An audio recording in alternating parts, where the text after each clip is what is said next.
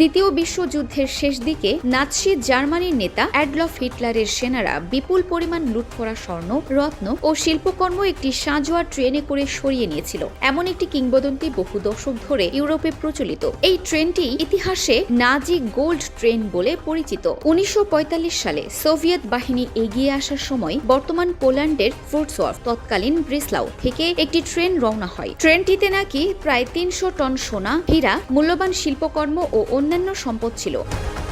পরে ট্রেনটি পবচিশ অঞ্চলের কাছে রহস্যজনকভাবে অদৃশ্য হয়ে যায়। ধারণা করা হয় সেটিকে পাহাড়ের ভেতরে কোনো গোপন সুড়ঙ্গে লুকিয়ে ফেলা হয়েছিল। একটি দীর্ঘদিনের লোকগল্প বিশ্বাস করে যে দ্বিতীয় বিশ্বযুদ্ধের শেষ দিকে সোভিয়েত বাহিনীর অগ্রযাত্রার মুখে জার্মান বাহিনী পোল্যান্ডের লোয়ার সাইলেসিয়া, বর্তমান দক্ষিণ পশ্চিম পোল্যান্ড অঞ্চলের সুড়ঙ্গ পথে 300 টন সোনা ও অন্যান্য মূল্যবান জিনিসপত্র ভর্তি একটি সাঁজোয়া ট্রেন লুকিয়ে রেখেছিল। প্রায় 70 বছর পর 2015 সালের আগস্ট দুজন অপেশাদার অনুসন্ধানকারী পিউতর কোপার ও আন্দ্রেয়াস রিক্টার দাবি করেন যে তারা ওই ট্রেনটি আবিষ্কার করেছেন। তাদের এই দাবির ভিত্তিতে তৎকালীন পোলিশ সাংস্কৃতিক উপমন্ত্রী দাবি করেন যে 99% সম্ভাবনা নিয়ে তারা ট্রেনটি খুঁজে পেয়েছেন, কিন্তু এরপর পরিচালিত খনন কার্যে সেই আশা ভঙ্গ হয়। 2015 সালের ডিসেম্বরে সবচেয়ে জনপ্রিয় তত্ত্ব হল ট্রেনটি পোশন্স ক্যাসেলের আশেপাশে অবস্থিত নাৎসিদের গোপন নির্মাণ প্রকল্প প্রজেক্ট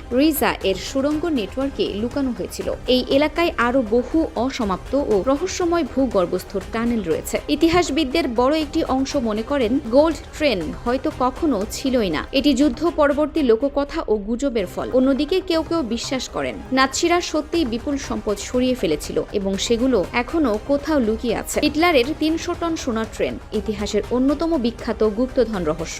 বহু অনুসন্ধান, খনন ও প্রযুক্তিগত তদন্ত সত্ত্বেও ট্রেনটির অস্তিত্বের কোনো নিশ্চিত প্রমাণ এখনো পাওয়া যায়নি। তাই এটি আজও ইতিহাস, কিংবদন্তি এবং গুপ্তধন শিকারীদের কৌতূহলের কেন্দ্রবিন্দু হয়ে আছে।